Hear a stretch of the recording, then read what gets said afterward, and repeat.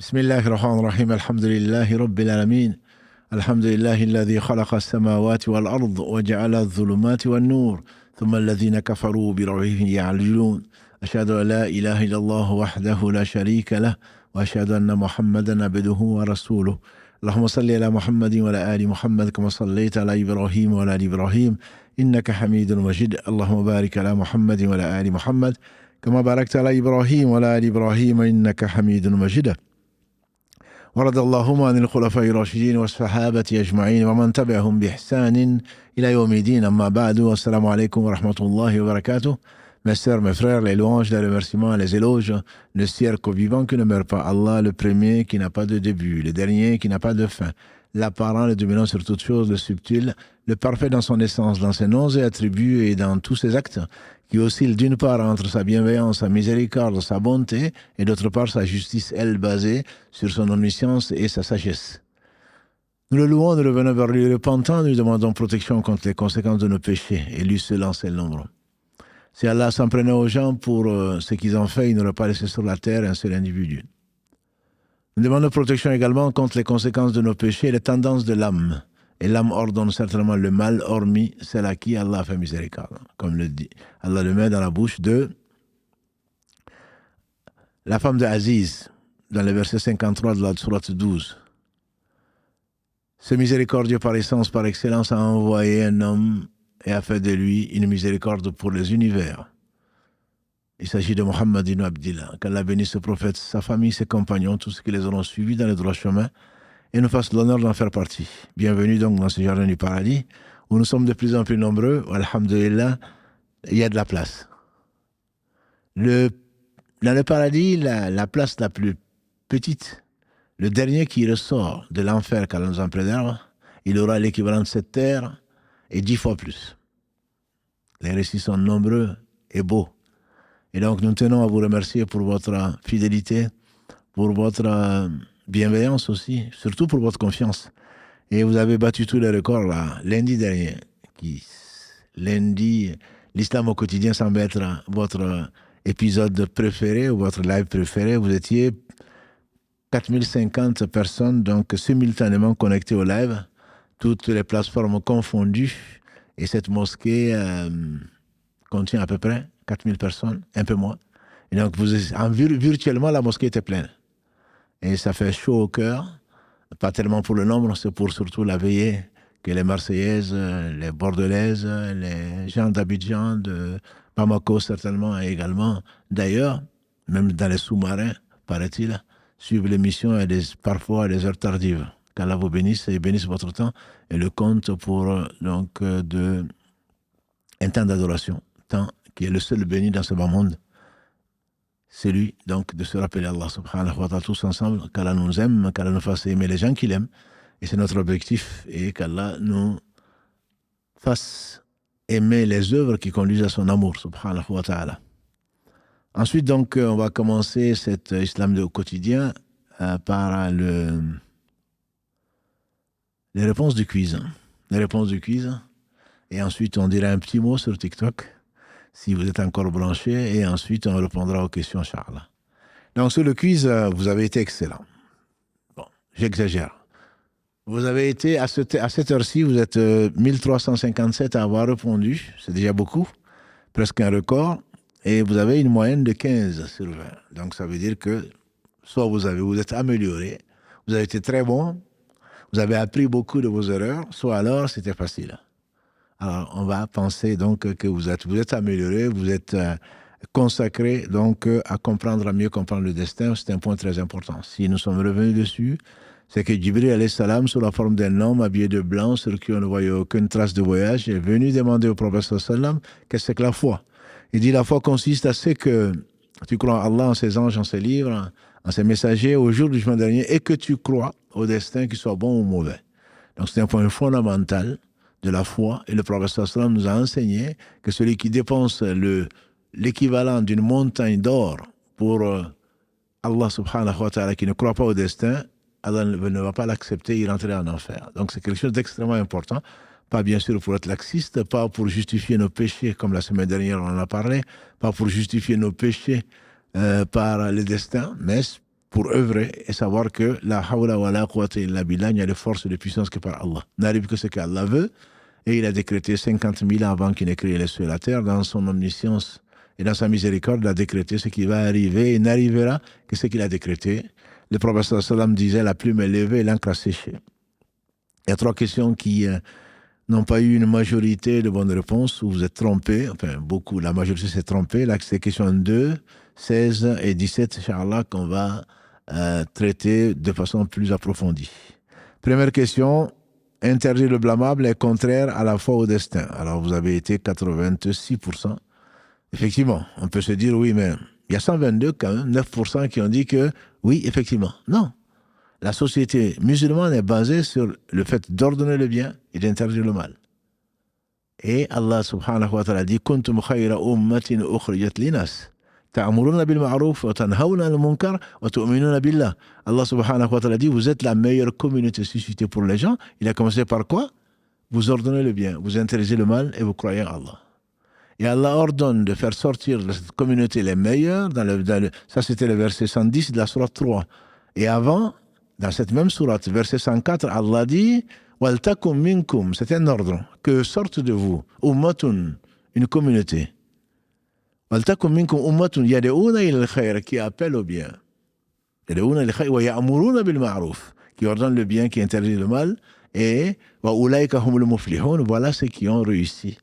Donc c'est une donnée fondamentale. Il a également, comme on l'a déjà vu, qualifié les croyants et leurs caractéristiques, entre autres, dans la sourate 9, At-Tawbah, wal mu'minuna wal mu'minat ba'duhum awliya'u ba'd. Les croyants et les croyantes sont solidaires les uns des autres.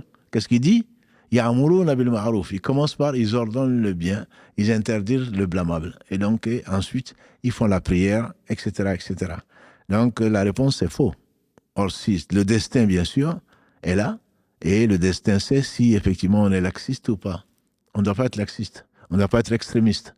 Mais si on veut du bien, si on aime les gens, on leur ordonne le bien, c'est-à-dire ce qu'Allah subhanahu wa ta'ala a fait descendre.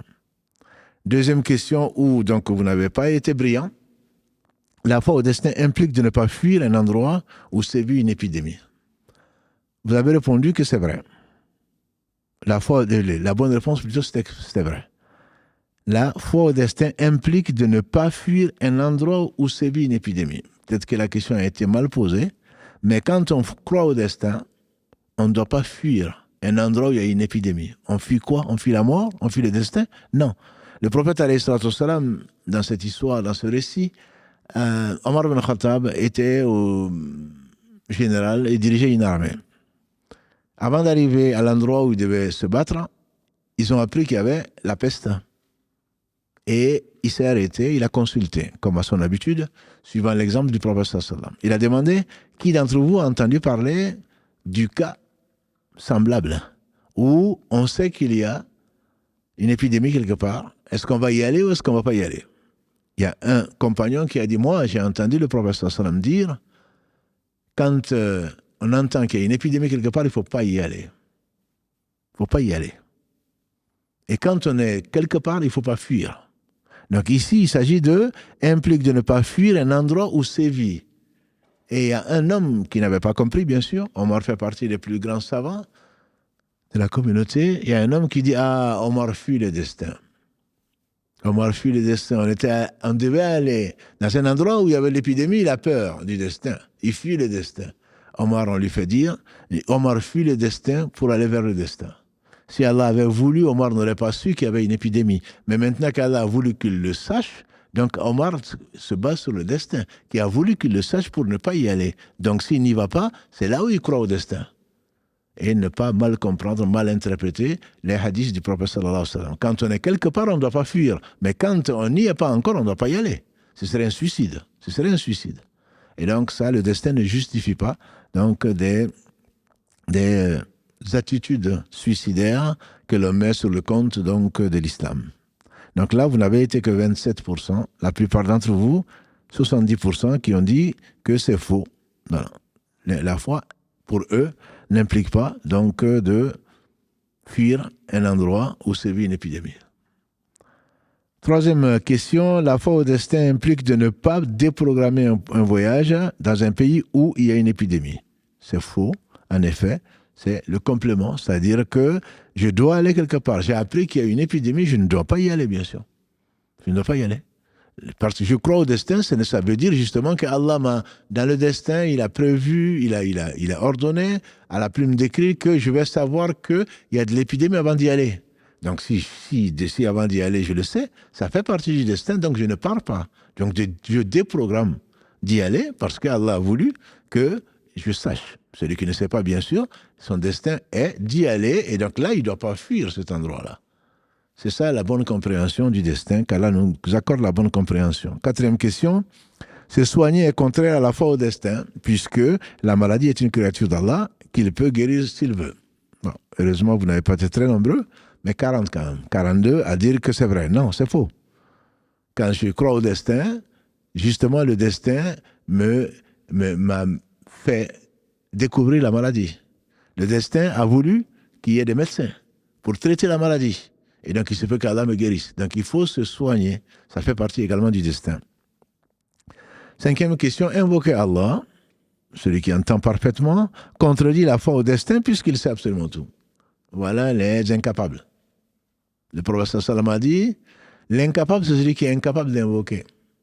Le vrai incapable, c'est celui qui est incapable d'invoquer. On reviendra, incha'Allah, probablement dessus le mercredi, puisque c'est notre sujet, donc qu'on a choisi pour le live, de la médecine du cœur. Mais ce n'est pas parce que Allah sait tout qu'on ne va pas lui demander.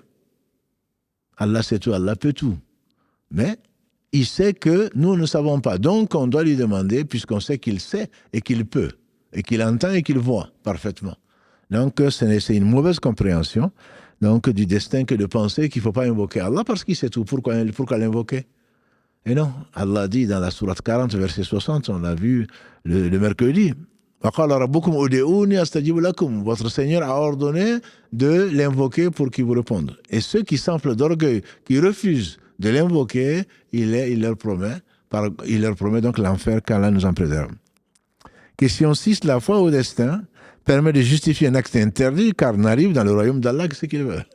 Bien sûr que la réponse, c'était faux. Mais néanmoins, il y a 150 personnes qui ont dit oui, que c'était vrai. Non, la foi au destin ne permet pas de justifier un acte interdit.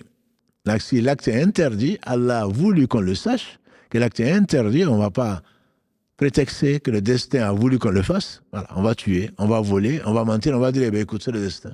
Mais non. Le destin veut dire que voilà un pécheur, voilà un paresseux, voilà quelqu'un à une âme qui penche vers le mal, et c'est pour ça qu'il l'a fait. Non, on ne va pas dire que le destin l'a voulu, puisque Allah nous a avertis pour notre bien de ne pas faire tout ce qui, là où le mal l'emporte, et de faire ce qui est indispensable à notre vie du cœur.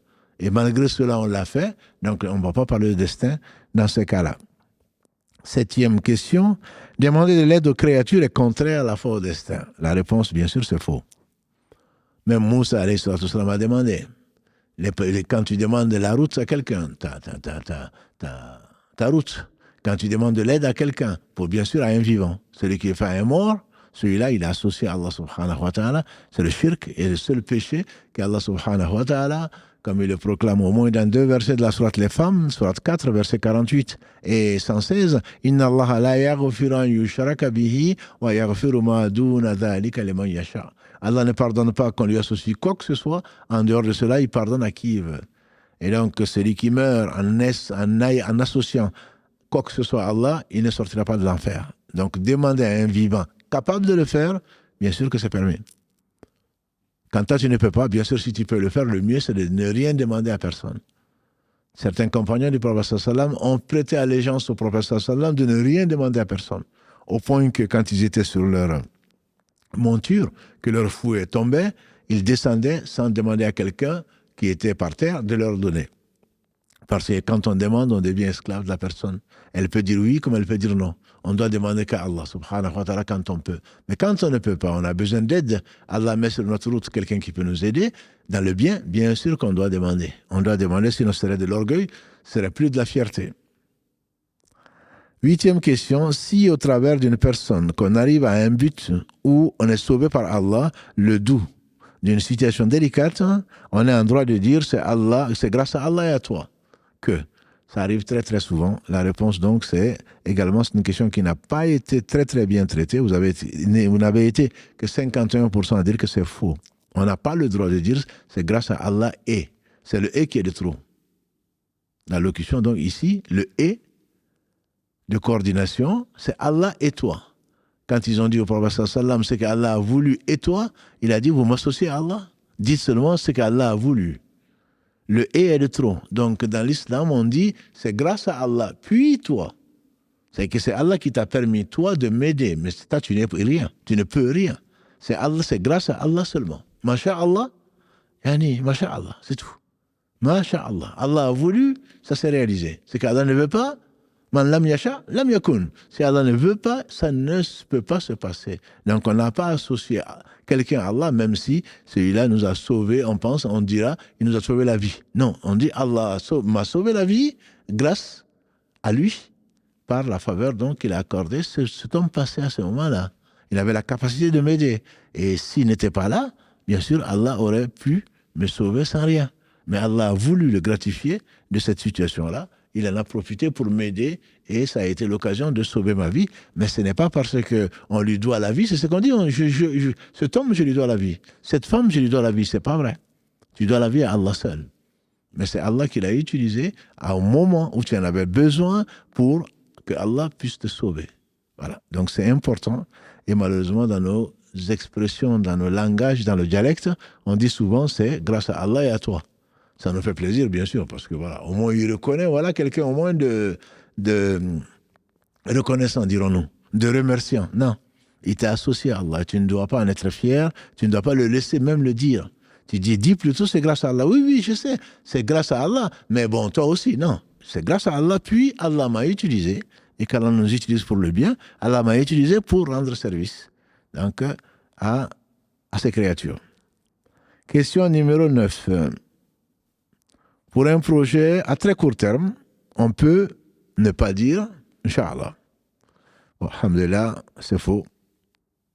Et vous avez été 96%, mais 41 personnes disent oui, on peut ne pas l'être. Ça me rappelle l'histoire de si jamais les neveux m'écoutent, l'histoire qu'elle raconte, quelqu'un qui va au marché, il dit bon ben je reviens. Tu dis non, dis Inch'Allah, il dit non, c'est juste là, c'est juste au marché. Comme ils sont partis au marché, ils ne sont pas revenus. Comme ils sont sortis devant leur porte et on les a amenés à l'ambulance et ils sont morts. Combien se sont levés, ils ne sont pas arrivés aux toilettes. Donc ce n'est pas je vais faire ça. Voilà taqullana li shay'in, dit Allah son prophète sallam dans la sourate 18. Voilà taqullana li shay'in inni fa'ilun dhalika ghadan illa ayyasha Allah. Ne dis pas d'une chose. Dis une chose, n'importe laquelle. Je ferai ça demain sans dire Inch'Allah. Donc que ce soit à court terme, que ce soit à moyen terme, que ce soit à long terme, c'est toujours Inch'Allah, si Allah le veut. Wa ma tasha'una illa yasha Allah. Allah le dit à une multiples reprises dans son livre, et vous ne le voudrez que si Allah le veut. Donc le Inch'Allah, n'est pas démissionnaire non plus. Ça ne veut pas dire, ben j'ai dit Inch'Allah, donc si j'ai pas pu le faire. Non. Inch'Allah, ce n'est pas une excuse. Ça veut dire que je prendrai toutes mes précautions. Si Allah, dans sa sagesse, ne m'empêche pas de faire cette chose, je la ferai. Donc si je ne la fais pas, je n'ai pas tenu ma promesse, si je n'ai pas tout fait pour y arriver. Mais malgré ma bonne volonté, malgré mes précautions, le destin s'est révélé à moi et donc je n'ai pas pu le faire parce que j'étais malade, parce que j'ai oublié, parce que je n'ai pas pu. Oui, là c'est autre chose. Mais ça c'est une excuse. Ce qui n'est pas une excuse, c'est de promettre, je ferai ça, Inch'Allah, et puis en fait, je n'ai rien fait pour le faire. Là, c'est une des caractéristiques de l'hypocrite qu'Allah nous en préserve. 9e question. On a vu. 10e question. Il ne convient pas de dire d'un événement subi qu'ai-je fait pour mériter cela. C'est vrai. Vous avez été 90%, mais 115 personnes ont dit que c'est faux. Qu'ai-je fait pour mériter cela? Soit ils s'amusent, soit ils ne connaissent pas leur religion. Qu'ai-je fait pour mériter cela? C'est dire, c'est traiter Allah d'injuste. Je ne vois pas ce que j'ai fait, moi, pour mériter ça. Tu ne le vois peut-être pas, mais Allah le sait, parce qu'Allah est juste. Si Allah te fait, comme on a dit, verset 45 de la sourate 35, verset 61 de la sourate 16, Allah dit, si s'en prenait aux gens pour ce qu'ils ont fait, il n'aurait pas laissé sur la terre un seul être vivant. Donc ce que nous avons, nous le méritons. Nous le méritons pour aujourd'hui, pour demain, pour l'au-delà. Allah est juste. On n'a pas à dire, mais qu'est-ce que j'ai fait à Allah? C'est-à-dire, quelque part, Allah, il a abusé. Allah, il serait injuste. Ta'ala Allah yan dhalika, uluwan kabira. Qu'Allah nous pardonne. 11e question, dire, je ne mérite pas tel sort, ou c'est dommage que telle chose soit arrivée, est une contestation du destin, oui. Vous avez été 92% à le dire, mais 75 personnes, par contre, ont dit que c'est faux. Si, c'est bien vrai. Je ne mérite pas tel sort, ça veut dire qu'Allah aurait été injuste. C'est dommage que telle chose soit arrivée. Ça veut dire qu'il aurait été mieux. Or, Allah ne fait que le meilleur. Il ne fait pas seulement le bien. Et que moi, je connaîtrais mieux que Allah. C'est dommage. S'il n'y avait pas eu ça, ça aurait été certainement mieux. Comme si Allah a fait le mauvais choix, entre guillemets. Comme il fait tout. S'il a choisi une chose, c'est que c'est la meilleure de ces choses-là. Même si tu ne comprends pas mon frère, même si tu ne comprends pas ma sœur. 12e question. Prétendre que si telle chose n'était pas arrivée, telle autre ne serait pas arrivée, ne contredit pas la foi au destin, c'est faux. Mais vous avez été 230 à dire que c'était vrai. Non. Premièrement, c'est un mensonge. Allah seul sait ce qui est, ce qui sera, ce qui a été, ce qui n'est pas. Si ça avait été ce que ce serait, toi, tu ne peux pas savoir. Si ça n'était pas arrivé, comment tu peux savoir ce qui serait arrivé? Toi, tu penses que si je ne l'avais pas connu, mais bien sûr, si tu n'étais pas né, on n'aurait pas eu un philosophe. Non. Cette chose est arrivée, alhamdoulilah. Si ce n'était pas arrivé, Allah seul sait ce qui serait arrivé. Tu n'as pas à spéculer, parce que c'est un du mensonge, deux, c'est de l'ignorance, en te prenant pour ce que tu n'es pas. Allah seul sait ce qui n'est pas, si ça avait été ce que ce serait. Question 13, la jalousie est une forme de contestation du destin? La réponse est oui. Mais vous n'avez été que 63% à trouver cette réponse-là, oui. C'est une forme de contestation du destin. La jalousie, c'est quoi? C'est envier quelqu'un d'avoir ce que toi, tu n'as pas. Et donc, tu te dis, c'est pas normal. C'est pas normal qu'il ait ça. C'est qu'Allah se serait trompé de répartition. Allah aurait été injuste de lui donner ce que toi tu vois qu'il a. Alors tu ne sais même pas si c'est du bien ou si c'est du mal pour lui. Et toi, le fait de ne pas l'avoir, tu doutes, tu penses que c'est du mal, alors que c'est du bien pour toi de ne pas l'avoir. Parce que si tu l'avais, Allah seul sait ce que ça t'aurait apporté. C'est une contestation. Le jaloux, il a un cœur qui brûle. Le jaloux, c'est un ingrat vis-à-vis d'Allah. Allah lui a tout donné, sauf ce qu'il voit et qu'il envie. S'il avait ça, Allah seul sait ce qui serait s'il l'avait. Et c'est par miséricorde d'Allah qu'il ne l'a pas. Allah aurait pu donner à tout le monde tout ce que nous voulons, et pourtant, ce n'est pas pour autant qu'il serait pauvre. Allah, il est riche. Au bout, les gens, il y a eu un lassou. Antumul fuqara ila Allah, wallahu huwa al-ghaniyyul hamid. Allah dit dans le verset 15 de la sourate 35, par terre, oh vous les gens, vous êtes tous pauvres, des indigents. Vous êtes tous pauvres vis-à-vis d'Allah. C'est Allah qui est le riche, le digne de louange. Donc c'est par la jalousie est une forme de contestation du destin. Et celui qui est jaloux, on demande la protection d'Allah contre cette personne-là. Tu n'as qu'à demander à Allah qui peut tout, qui t'en donne, plutôt que de souhaiter que la chose disparaisse. Que ce soit la beauté, que ce soit la richesse, que ce soit quoi que ce soit, l'intelligence, tout ce qu'on veut, demande à Allah. C'est lui qui a la réserve de toutes choses. Walillahi khaza'inu samawati wal ard. Les trésors des cieux et de la terre appartiennent à Allah. Demande à Allah. Demande à Allah. S'il a écrit dans le destin, tu l'auras. 14e question. Souhaiter la mort à cause de l'acharnement du sort n'est pas interdit. Bien sûr que c'est interdit. Là, c'est une sœur, qu'Allah la bénisse, m'a écrit, parce qu'il y a le hadith, effectivement, le prophète sallallahu alayhi wa sallam, qu'aucun d'entre vous ne souhaite la mort. Mais si vraiment il devait le faire, qu'ils disent, oh Allah,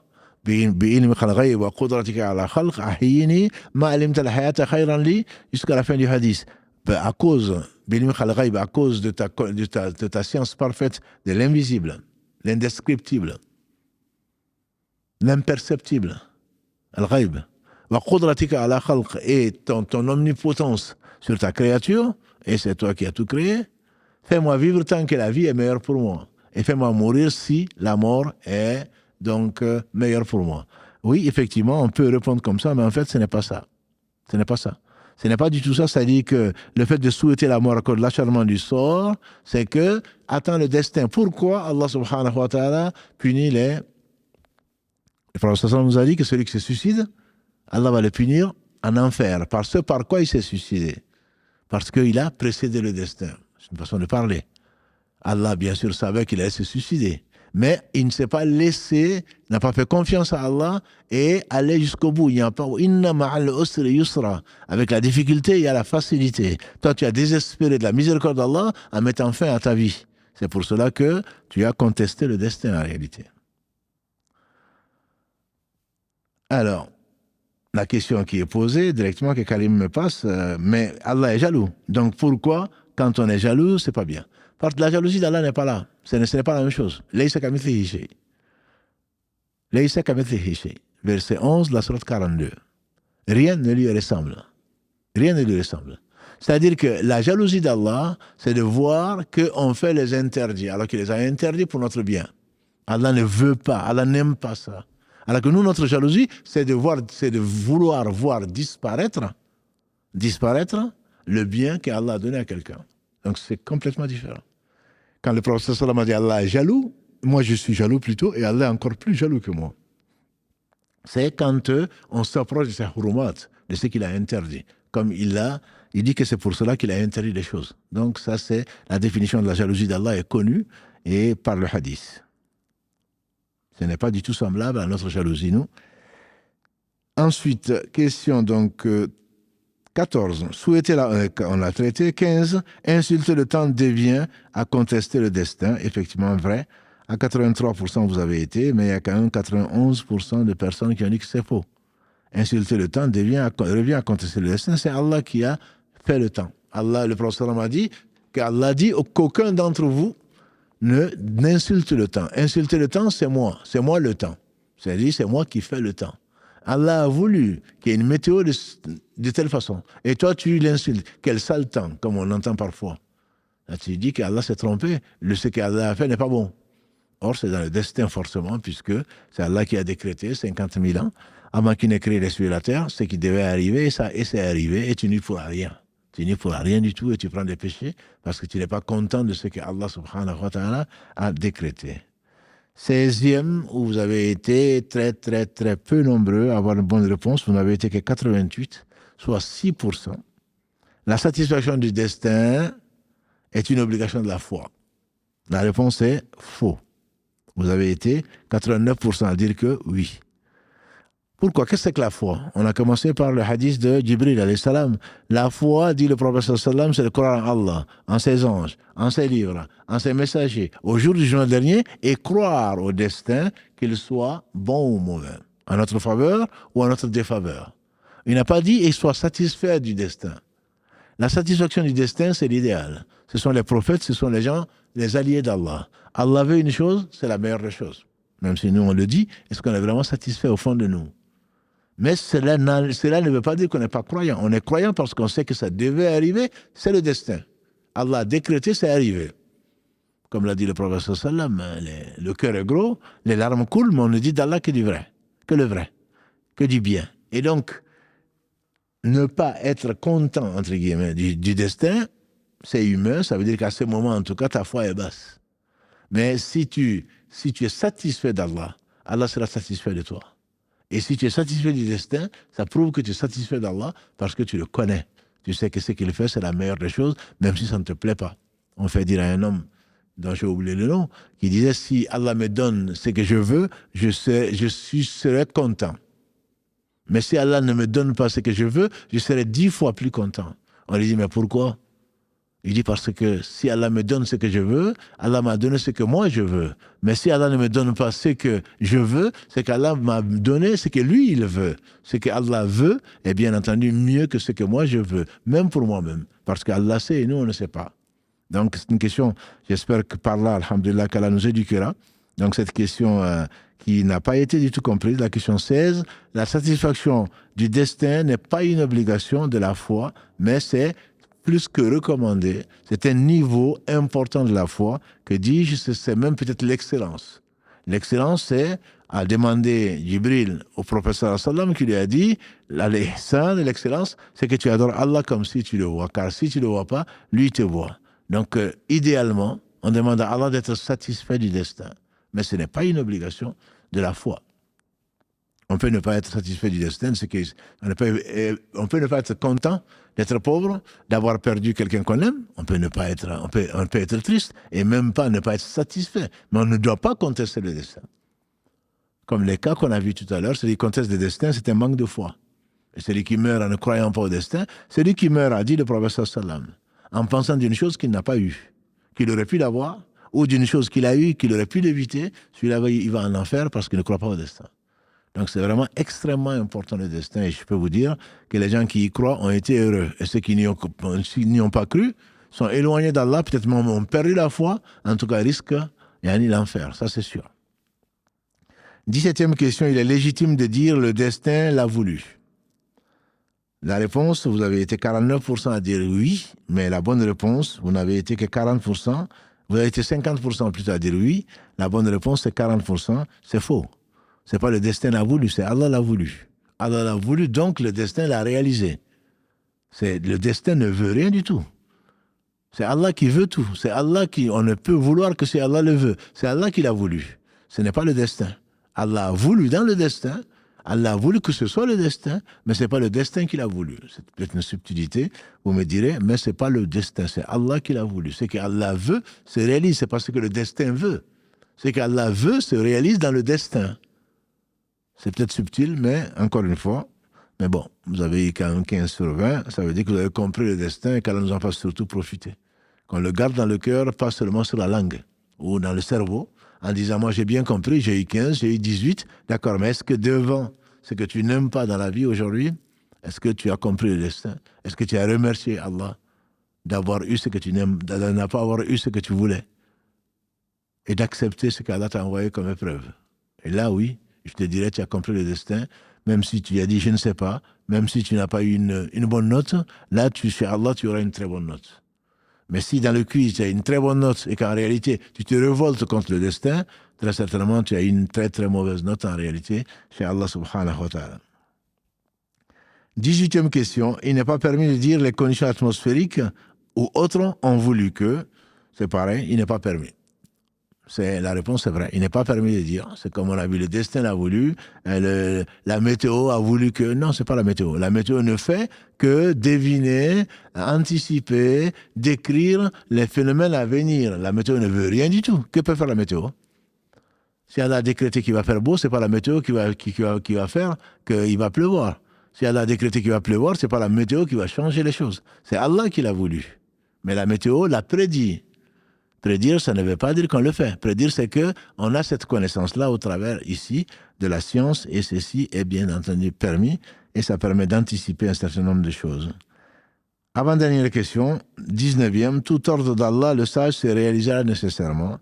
Alhamdulillah, vous avez été 97% à dire vrai, c'est bien vrai. N'arrive que ce qu'Allah veut. Tout ordre qu'Allah veut se réalise. Ce qu'Allah ne veut pas ne va pas se réaliser. Ce qu'Allah ne veut pas ne peut pas se réaliser. Si Allah ne veut pas dans son royaume, il ne peut pas. Rien ne peut se réaliser sauf par sa permission. Et tout ce qu'il veut se réalisera, sans aucun doute. La plume est levée, a dit Muhammad sallallahu alayhi wa sallam, et l'encre a séché. Dernière question, vous avez été encore plus, 98% et même plus. Quand Allah l'Omnipotent veut qu'une chose soit, elle se réalisera nécessairement. Et effectivement, c'est la moralité. La moralité donc de ce quiz et de la croyance au destin qui a fait des hommes heureux. Alhamdulillah, je pense à nos pères, à nos mères, qui dans la douleur profonde que nous, on ne peut pas supporter, tu leur demandes, ils disent Alhamdulillah. Ce qui est arrivé, tu n'as pas vu ce qui est arrivé, ils disent Alhamdulillah. Je vous assure que ça, ce sont les croyants. Ça, ce sont les croyants. Quand nous, on a besoin des heures, voire des mois, voire des années, pour que le cœur s'apaise, c'est bien parce qu'on n'a pas de bonne relation avec Allah. Tout ce qui arrive, prouve que la louange est à Allah. Parce qu'on fait confiance à Allah, parce qu'il sait tout, il peut tout. Et voilà le vrai croyant. Et ils ont été heureux. Tous ceux qui ont été heureux, je vous assure, ce sont des gens qui ont cru au destin. Et celui qui ne croit pas au destin ne peut pas être heureux. Ni ici-bas, encore moins dans l'au-delà. Qu'Allah nous rende heureux, ici-bas et dans l'au-delà, au travers de la croyance, donc la croyance saine qui nous a été enseignée par Muhammad sallallahu alayhi wa sallam. Juste avant de commencer à prendre les questions, qu'Allah bénisse nos sœurs et nos frères qui nous signalent des abus Des gens, notamment sur TikTok, pas que sur TikTok, hein, qui prennent le logo de la mosquée, qui diffusent nos lives en notre nom, sans notre permission, et surtout qui en profitent peut-être pour monnayer ça. La mosquée n'est pas là pour ça. On appelle à Allah subhanahu wa ta'ala qu'Allah nous rende sincères. On ne demande aucune aide. On ne demande pas celui qui veut, alhamdulillah, il y a des frères, il y a des sœurs qui prient pour nous, c'est déjà une grosse aide. Il y en a qui nous aident dans le financement de la mosquée, il n'y a aucun souci, mais on n'a jamais demandé, on n'a jamais fait les lives pour avoir de l'argent, jamais. Et tous, nous sommes tous des bénévoles. Walillahi alhamd. On utilise, on achète du matériel, des caméras, de ceci, de cela, mais jamais on ne va demander mosquée ou Mamadou Dafé officielle, comme Karim vient de me dire, ou comme la sœur m'envoie, est-ce que c'est vous qui êtes vraiment le propriétaire du compte Intel sur TikTok? Non. Nous, c'est la mosquée du Mirail. Et on espère, alhamdulillah, le rester et qu'Allah accepte ce que nous faisons et avec vous, les fidèles. On reviendra, Inch'Allah, comme nous l'a promis Karim, on reviendra, Inch'Allah, sur les réseaux sociaux. Je veux dire, s'ils font autant de dégâts, c'est de notre faute. Soyez comme cette sœur, barakallahu fiha, à le signaler, à douter. Comment est-ce que tapoter? Tapoter pour dire que c'est bien. Ça peut être un live qui a été repris, je dirais, qui a été volé.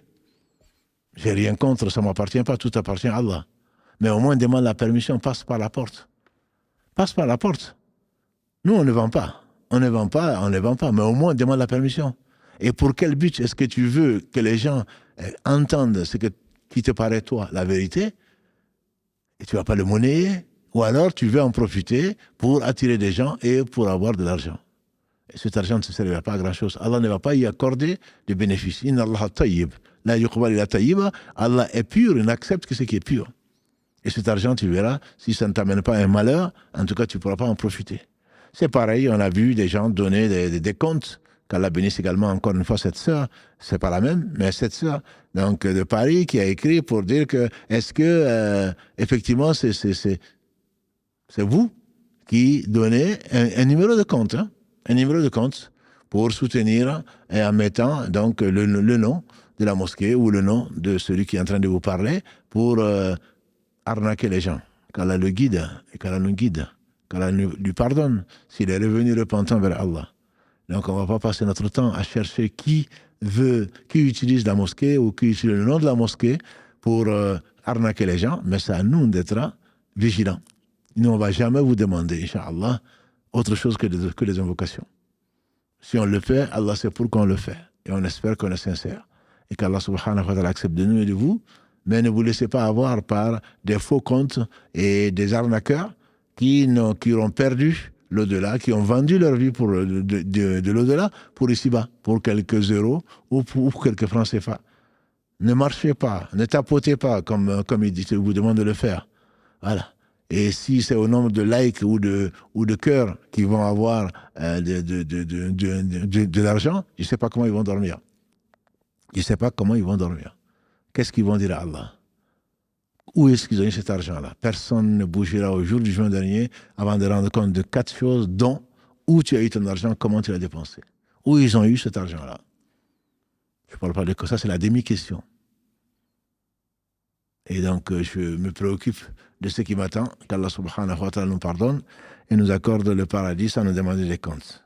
Donc, on a pris un peu plus de temps, mais la précision me semblait utile. Et si vous voyez des choses ambiguës ou des choses qui vous font des doutes, écrivez, comme l'a fait cette sœur, qu'Allah la bénisse, et ne vous faites pas avoir par des arnaqueurs. Le professeur Salam a dit, le musulman ne se fait pas piquer 2 fois par le même trou.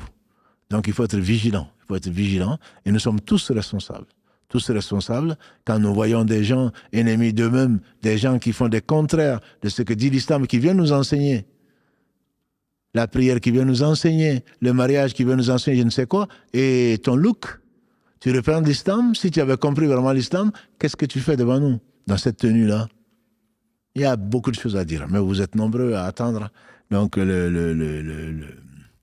les appels, donc je ne vais pas abuser, moi non plus, aujourd'hui, Inch'Allah, mais on reviendra, Inch'Allah, sur la question, mais nous sommes tous responsables. Celui qui voit un fait blâmable, qu'il le change de sa main, s'il ne peut, qu'il le change de sa langue, s'il ne peut, au moins de son cœur.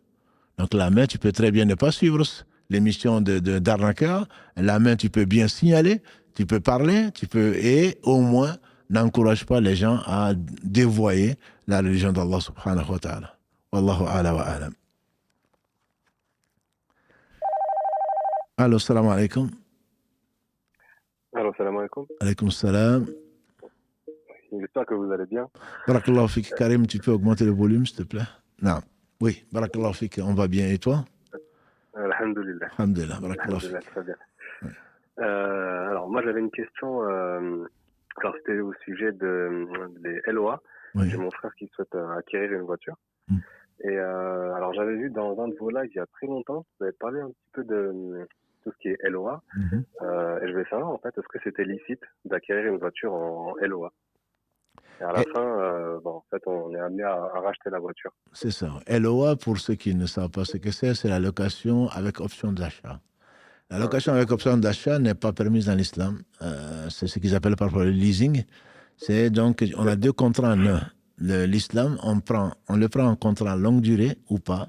Et ensuite, on peut signer un contrat pour l'acheter ou pas. Donc, on n'a pas à faire deux contrats dans le même, parce que ce ne sont pas les mêmes règles, ce ne sont pas les mêmes conditions, ce ne sont pas les mêmes droits et les mêmes devoirs. On ne peut pas mélanger deux contrats. C'est la raison pour laquelle l'islam s'inscrit en faux contre tout ce qui peut être injuste. Et donc, c'est pour cela, soit on le prend en longue durée, auquel cas, à la fin, si on veut, on l'achète, mais on fait un autre contrat. Mais on ne peut pas prendre on peut pas faire un achat avec une location à longue durée et avec une option d'achat. Ça, c'est interdit dans l'islam, effectivement. D'accord. Ok, c'est très clair. Mais du coup, alors, j'ai pas compris pourquoi exactement. Qu'est-ce qui est interdit par rapport à l'option d'achat? C'est quoi qui la rend interdite? Il n'y a pas d'option. C'est-à-dire que dans l'islam, soit on fait une location, soit on achète. Et il n'y a pas les deux à la fois. Il n'y a pas d'option. Voilà. On fait une location de longue durée avec les conditions qu'on accepte, qu'on n'accepte pas. Simplement, faites attention. Parce qu'une location longue durée, souvent, ce n'est pas une obligation, mais on en fait presque une obligation de prendre des assurances tout risque. Or, l'assurance tout risque dans l'islam est interdit. L'islam tolère, même n'autorise pas. L'islam tolère parce qu'on sent des assurances pour ceux qu'ils ont rendu obligatoires. Donc la loi rend obligatoire d'être assuré, donc on est obligé de prendre l'assurance. L'islam tolère qu'on la prenne, et si on la prend, on prend bien sûr le minimum, parce que sinon les assurances sont considérées assimilées au jeu de hasard. Parfois, ici il n'arrive rien, mais c'est toujours le société d'assurance de toute façon qui gagne, autrement elle n'aurait pas existé. Voilà, ils spéculent sur l'avenir et sur notre crainte de demain. Or, c'est Allah qui assure, voilà, donc il n'y a pas d'assurance. Tout ce qui est assuré n'est que toléré quand c'est indispensable, comme l'assurance habitat, l'assurance automobile, mais on prend toujours le minimum. Maintenant, prendre une assurance pour ceci et cela, on peut demander, même pour la location à longue durée, on peut demander assurance tout risque. On n'a pas à le faire, ce n'est pas une obligation. En tout cas, on peut aller voir et mettre les sociétés en compétition et on peut aller voir ailleurs. On n'a pas à s'assurer de tout risque. D'accord. Ah. Ok, très bien. Merci beaucoup, hein, c'était très clair. Allah yabarak fik, mon frère. Merci. Assalamu alaikum. On va parler d'un sujet qui fâche. Qui fâche, c'est le divorce 3 fois. La sœur Barakallahu Fiha qui a posé cette question, elle n'est pas la seule. Je lui ai promis de répondre parce que c'est une question qui est générale. On lui a appris que quand on divorce 3 fois au même endroit, en même temps, ça ne compte pas. Ça ne compte qu'un divorce. Celui qui enseigne ça, je pense qu'il manque de rigueur scientifique. Je suis désolé. S'il n'enseigne que ça, ou alors c'est la sœur qui a mal compris. Beaucoup de nos sœurs sont divorcées 3 fois et comme elles aiment leur mari, ce qui est normal, et elles feignent d'ignorer une autre partie et elles vont sur Google ou ailleurs et puis elles ne prennent que la vie qui les intéresse. Or, si vraiment l'intention est cela, on est dans la fornication, on est dans le zina. L'avis majoritaire des savants, premièrement, divorcer 3 fois, je te divorce, c'est quelque chose qui est interdit. Le prophète sallam, quand quelqu'un a dit ça, il a dit, vous vous moquez de la loi d'Allah alors que je suis encore parmi vous. Allah dit, at-talaqu marratayn, si ma mémoire est bonne, sur le verset 229, la sourate al-Baqarah. At-talaqu marratayn, le divorce est 2 fois. Soit on garde de bons rapports, bil ma'rouf, ou alors on se sépare en bons termes. Une fois qu'on divorce 3 fois, c'est un divorce qui est définitif. Ça veut dire quoi? Ça veut dire qu'il est automatique et c'est sur le champ. Et donc, ce n'est plus ton mari, elle n'est plus ton épouse, tu ne peux pas la reprendre.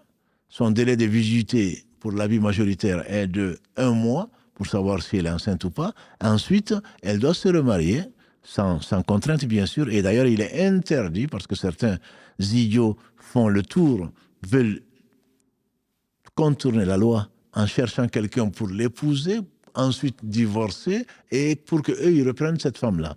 Ça, c'est formellement interdit. C'est un grand péché que de le faire, c'est un grand péché que d'accepter, certains même contre de l'argent. C'est contre de l'argent. Ils vont accepter d'épouser une femme et ensuite de la divorcer pour que l'autre, celui qui a payé, puisse la reprendre. Ça, c'est contourner la loi. Et Allah nous a raconté notamment le cas donc, des gens qui contournent la loi en voulant, ils ne pêchaient pas, mais il n'y avait pas de poisson du samedi jusqu'à, plutôt, oui, du samedi. Et du dimanche jusqu'au vendredi, le poisson ne venait que samedi, il ne devait pas travailler.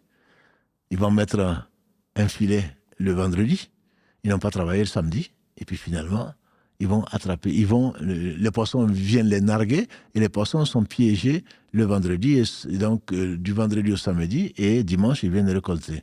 Ils ont travaillé? Non. Ils ont eu du poisson? Oui. Voilà. Donc on ne continue pas la loi. Il faut être sincère vis-à-vis d'Allah subhanahu wa ta'ala, ceci n'est pas permis. Et donc ça c'est un préambule. Excusez-moi d'être un peu long dessus, parce qu'il faudrait que les choses soient claires. Il se trouve malheureusement que beaucoup de nos sœurs sont ignorantes de leur religion, de beaucoup de nos frères aussi. Quand elles demandent le divorce, qu'est-ce qu'on dit? Divorce-moi 3 fois. Parce qu'elles ont compris qu'en divorçant 3 fois, là vraiment le divorce compte. Mais si tu dis 1 ou 2 fois, le divorce compte pas. Alors que la première fois que tu dis que tu es divorcé, elle est divorcée. Mais par ignorance et par culture, on entend, non, divorce 3 fois. Si tu divorces 3 fois, donc à ce moment-là, effectivement, elle est divorcée. Quitte à se remarier, quitte à revenir ensemble. Non, si c'est 3 fois, on ne revient plus ensemble. Jusqu'à ce que donc cette femme se marie et soit divorcée sans la provoquer. Parce qu'il y a certaines sœurs aussi qui jouent. Et qui vont se marier avec quelqu'un parce qu'elles veulent revenir avec le premier. Et elles vont rendre la vie dure à cet homme jusqu'à l'obliger à divorcer pour revenir au premier. Ça également, Allah sait bien sûr. Ce ne sont pas des croyants. On est musulmans, on n'est pas croyants. Parce que est-ce qu'on va jouer avec Allah? Est-ce qu'on pense qu'Allah ne sait pas nos stratagèmes pour continuer la loi? Ça, c'est formellement interdit également. Mais si c'est par ignorance, non, pour moi, le divorce, il faut le dire 3 fois, comme elle demande parfois, comme certains hommes également venant du bled ou pas, ont appris qu'il faut divorcer 3 fois pour que ce soit valable. Ça, c'est une mauvaise information. Celui qui le dit alors qu'il ne le sait pas, celui qui demande alors qu'il ne sait pas, et celui qui le dit alors qu'il ne sait pas, les savants disent qu'il faut discuter avec la personne pour savoir est-ce qu'elle sait la connaissance, est-ce qu'elle sait les conséquences de son dire. Oui, elle dit oui, je sais que si je divorce 3 fois, ça veut dire que j'ai divorcé. Mais est-ce que tu sais que ça veut dire que si j'ai divorcé 3 fois, je ne peux plus la reprendre? Non, je ne savais pas. Alors, on compte ce divorce comme 1. Et pas 3. Mais l'avis majoritaire des savants, pour celui qui sait ce que ça veut dire, s'il le dit 3 fois, je te divorce, le divorce est compté 3 fois définitif. Il a fait un péché et un grand péché. Il s'est moqué d'Allah, de la loi d'Allah, et donc c'est un très grand péché, et cette femme le lui a interdite. Ça, c'est l'avis majoritaire des savants. Il y a un avis minoritaire qui peut être juste. C'est l'avis du cheikh de l'Islam Ibn Taymiyyah et de son élève Ibn Qayyim qui disent que du temps du prophète sallam, le divorce 3 fois était compté 3. Je n'ai pas de preuve de cela. Du temps d'Abou Bakr également. Que c'est du temps de Omar qui a vu des gens divorcer facilement, qui a dit 3 fois c'est 3, même si on le dit au même moment. Mais je vois mal Omar Kalalagré en train de contredire ce que le prophète a fait, en train de contredire ce que Abou Bakr a fait. Et de toute façon, le prophète sallam a dit « Alaykum bi sunnati, suivez ma sunna et la sunna des califes bien guidés. » Omar est un calife bien guidé, à n'en pas douter. Abou Bakr est le premier calife bien guidé. Omar l'a suivi, il est bien guidé. On est dans la sunna, on n'en discute pas. Othman ibn Affan est le troisième calife. Il n'y a pas à discuter. Il est bien guidé. Ali est bien guidé, c'est le quatrième des quatre. Et donc, s'il décide d'une chose, forcément, le prophète a dit qu'il faut le suivre. Il faut suivre ma sunna et celle des califes. Bien guidés, qui sont les quatre, sans discussion entre les savants de la sunna. Donc, si Omar a décidé que c'était comme ça, le dernier avis vient de Omar. Il ne va pas contredire ce que le prophète a dit. Ça, c'est certain. Donc, il y a cet avis minoritaire qui dit que la personne a fait du haram, donc on ne le compte pas, et qu'on va revenir à l'époque du prophète sallam en disant qu'un divorce dit en même temps 3 fois ne compte qu'un divorce. Ça, c'est un avis qui est minoritaire, et c'est un avis qui arrange beaucoup de gens. Je dirais. On suit plutôt nos passions plutôt que de suivre, là au moins, l'avis majoritaire des savants. Donc, je me résume, pour l'avis majoritaire des savants, bien que ce soit interdit, celui qui dit je te divorce, c'est compté comme un divorce définitif et tu ne peux plus reprendre cette femme jusqu'à ce qu'elle consomme son mariage avec un autre, ensuite qu'elle soit divorcée sans provoquer le divorce, et ensuite seulement que tu sois un candidat comme un autre donc au mariage. J'espère avoir été clair. L'avis majoritaire, il est celui-là. Tu peux ne pas être d'accord avec cet avis, mais tu n'es pas savant, moi non plus. Voilà. Donc, il ne faut pas suivre ses passions, il faut suivre l'avis des savants qui représentent. Allah dit, verset 28 de la sourate 35, ils ne craignent vraiment Allah que les savants. Et donc, on n'est pas savant, que chacun se mette à sa place et que mes sœurs ne cherchent pas des fatwas pour revenir à cet homme qui les a divorcés 3 fois et que les hommes craignent Allah. J'étais en colère, j'ai dit oui 3 fois, je ne savais pas ce que ça voulait dire, alors qu'Allah sait que tu sais. Maintenant, tu regrettes et tu te dis non, je ne savais pas. À qui tu mens? À moi? À toi-même peut-être, mais pas à Allah. Tu ne peux pas mentir à Allah. Donc, le mariage est sacré dans l'islam. Le mariage est sacré dans l'islam. Le mariage est d'une importance énorme dans l'islam. Et donc, comment tu vas te jouer parce que tu étais énervé ou parce que je ne sais quoi d'autre? Tu joues ou tu la menaces tous les jours, à tout moment. Tout ce qu'elle fait, attention, je t'ai divorcé. Mais qui tu es? Qui tu es pour disposer de sa vie?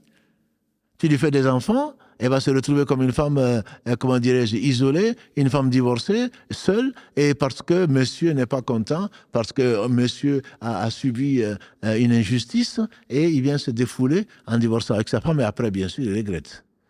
Donc, on craigne Allah. Le divorce, c'est quelque chose d'important, de très important, et que l'on fasse attention. Si on dit une chose, alors très certainement, on est obligé de l'assumer. Et donc, Inch'Allah, on reviendra éventuellement sur la question. On ne peut pas tout prendre aujourd'hui sur la question. J'avais prévu, je sais que vous êtes très intéressé, me dit Karim, sur le divorce, mais on ne peut pas approfondir plus que ça. On a prévu même un sujet spécial sur le divorce, justement, peut-être consacré même au divorce, parce que malheureusement, c'est devenu une plaie de ces gens qui oublient, qui ne craignent pas Dieu, et qui, pour un oui, pour un non, divorcent. C'est un engagement solennel, dit Allah subhanahu wa ta'ala, le mariage. Donc ce n'est pas du citron que l'on presse et ensuite on jette la peau et on change de femme comme de chemise. Ce n'est pas comme ça. Parce que devant Allah, on est responsable. Et ce sont des servantes d'Allah subhanahu wa ta'ala qu'il faut respecter. Elles ne sont pas parfaites. Nous non plus d'ailleurs, heureusement. Et donc que chacun craigne Allah. Et comme le dit Omar ibn Khattab, elle fait ceci, elle fait cela, et en plus, c'est pour pas très longtemps. Donc il faut que chacun patiente et qu'Allah bénisse nos pères et mères qui ont tant donné, qui ont été autant patients pour que nous soyons là aujourd'hui. Alhamdulillah, on espère, avec la bénédiction d'Allah subhanahu wa ta'ala. Désolé d'avoir été là, mais ça me paraissait important. Oui, allô, salam alaikum. Allô. Wa alaikum salam, cher, vous allez bien? Alhamdulillah, barakallahu fik. Merci. Je vous appelle parce que j'ai un collègue à moi qui se pose des questions depuis qu'il a écouté un cher de son pays, qui disait que notre manière de prier n'était pas bonne, car au temps du prophète alayhi salatu wassalam, il y avait 2 rakats par prière, sauf Maghrib, et qu'au niveau des hadiths, les gens qui ont écrit les hadiths sont nés plus de 200 ans après le prophète alayhi salatu wassalam. Donc, comment au niveau de la chaîne de transmission, ça peut être fiable? Non, ça c'est, je l'invite, s'il est vraiment sincère, je l'invite à lire un livre dont je n'ai pas les références complètes, qui s'appelle 30 prétextes pour contester la sunna. C'est 30 prétextes. 30 prétextes, il y a prétexte et puis il y a la sunna. Nous, on le traite actuellement tous les samedis à la mosquée et on est peut-être qu'au 10e prétexte. Des gens ont inventé des choses, les arguments sont là pour dire que je ne connais pas une meilleure science que la science du hadith. Heureusement que ton collègue et d'autres qui disent ne pas connaître la sunna, heureusement qu'ils ne savent pas vraiment de quoi ils parlent et de la gravité. Allah subhanahu wa ta'ala a révélé, comme l'a dit le prophète, il m'a été donné le Coran et l'équivalent. Et Allah dit qu'il faut obéir à Allah, obéir aux messagers. Comment on va obéir aux messagers si les hadiths ne sont pas authentiques? Il y a des gens qui ont passé leur vie, je vous assure, ils ont fait des centaines, voire des milliers de kilomètres pour aller chercher un seul hadith, pour vérifier si le hadith est authentique ou pas. Et donc tout ça, ce sont des 30 prétextes, barakallahu fik, Karim qui m'a envoyé le titre, ça s'appelle 30 prétextes pour rejeter la sunna. Donc, c'est de Abdallah ibn Mata'ani, édition Al-Hadith. Barakallahu fik Karim, qui l'a trouvé. Et donc, c'est important, ce sont des prétextes, c'est vraiment des prétextes. Je vous assure que les paroles que Allah a voulu nous garder sont des paroles qui sont authentiques. Ils ont pris... L'imam al-Bukhari, on dit qu'il connaissait par cœur, et il avait une mémoire phénoménale. Il connaissait par cœur 600 000 hadiths. Il n'en a gardé que 6 000 pour le mettre, si on compte les redondants, sinon 4 000 et quelques pour le mettre dans son authentique. C'est des gens qui ont passé jour et nuit pour aller vérifier. Ils ont une non seulement excellente mémoire, surtout ils sont dévoués à Allah. Ils allaient vérifier la chaîne de transmission de chacun. Est-ce qu'un tel est pieux? Est-ce qu'il a une bonne mémoire? Est-ce qu'il a rencontré un tel? Quels sont ses voyages? Quels sont ses maîtres? Pour prendre un hadith de la personne, pour savoir qu'effectivement, elle a entendu et rencontré la personne, qui elle aussi elle est fiable, etc., pour remonter jusqu'au prophète sallallahu alayhi wa sallam. La science du hadith, c'est quelque chose d'extraordinaire. Je vous assure, je n'ai jamais vu une science humaine aussi précise. Donc, il faudrait que les gens craignent Dieu. S'ils ne veulent pas prier, qu'ils ne prient pas. Moi, c'est juste ce que je leur dis. Qu'ils ne prient pas. Comment est-ce qu'ils vont prier? Comment est-ce qu'ils vont faire les 2 rakas, d'ailleurs, dont tu parles? Il n'y a que 2 prières. Comment ils vont faire le roko? Qu'est-ce qu'ils vont dire dans le roko? Qu'est-ce qu'ils vont dire dans le soujoud?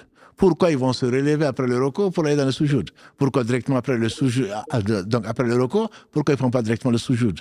Pourquoi ils en font 2? Pourquoi ils s'assoient? Pourquoi ils font le tashahoud? S'ils ne veulent pas prier, qu'ils ne prient pas. Poser la question du tashahoud. Mais dites à votre collègue de vous décrire dans le Coran comment est-ce qu'il fait une raka. Tout simplement. Okay. Mais pourquoi il lit la Fatiha et pas une autre sourate? Tout simplement. Pourquoi? Où est-ce qu'il a dans le Coran un verset qui dit qu'il faut lire la Fatiha, sinon la raka n'est pas valable? Les savants, je ne parle pas de lui, les savants sont unanimes. Le prophète sallam a dit, et ça a été authentifié, la salata liman lam yaqra'umul kitab. Il n'a pas de prière, celui qui n'a pas lu la mère du livre. Où est-ce qu'il le fait? Comment est-ce qu'il va faire le hajj? Il va faire 7 tours, ou il va trouver les 7 tours?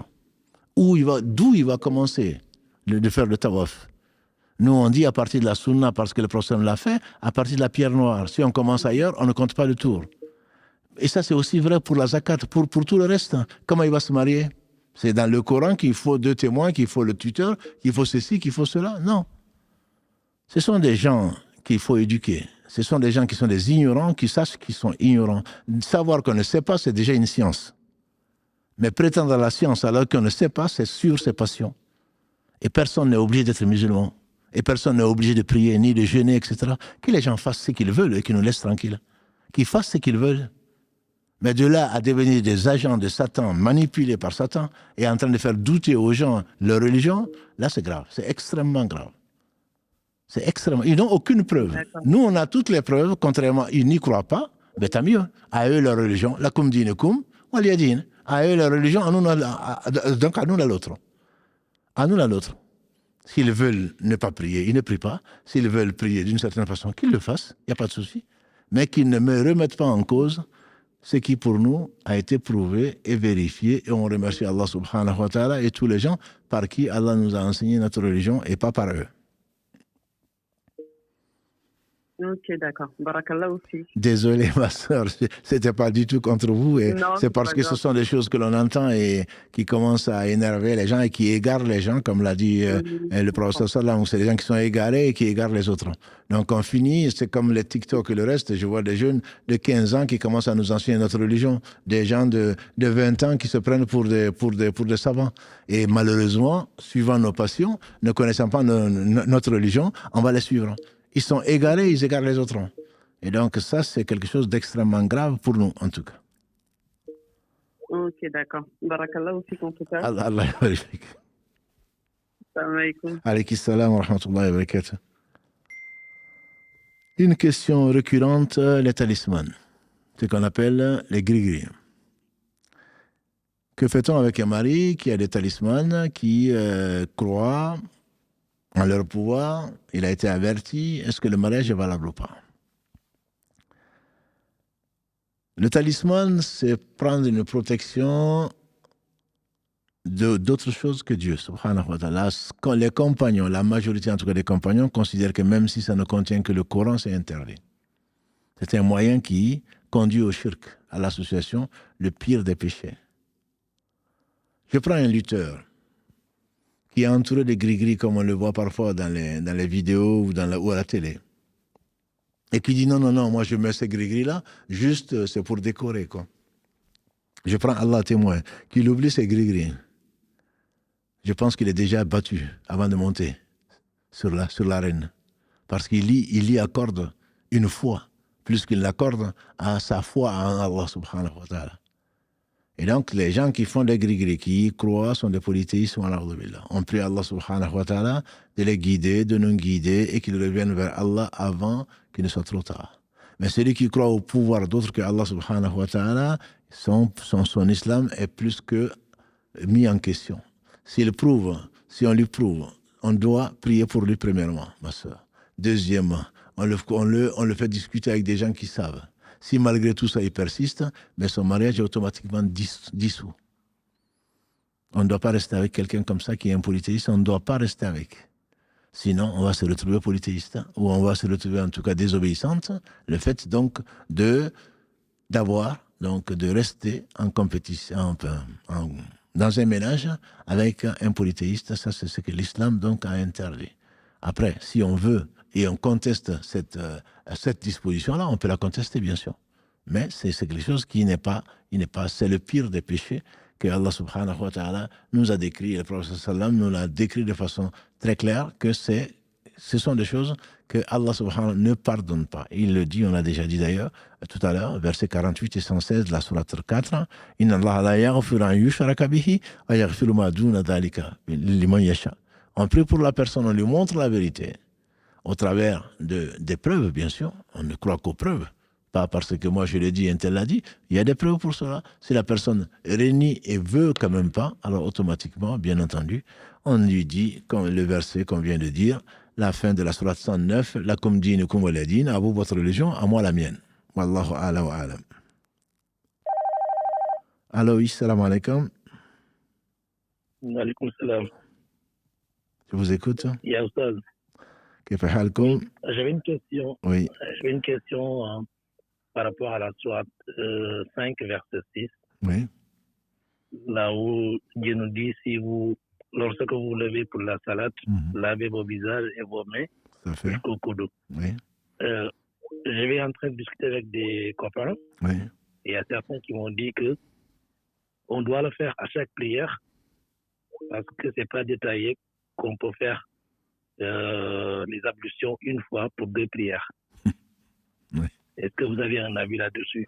Je n'ai pas d'avis dessus, je vous donne l'avis de l'islam. Je ne connais aucun savant qui dit qu'il faut refaire les ablutions à toutes les prières. Anas ibn Malik, qui est resté 10 ans avec le prophète sallam, et qui vous dit qui est Anas.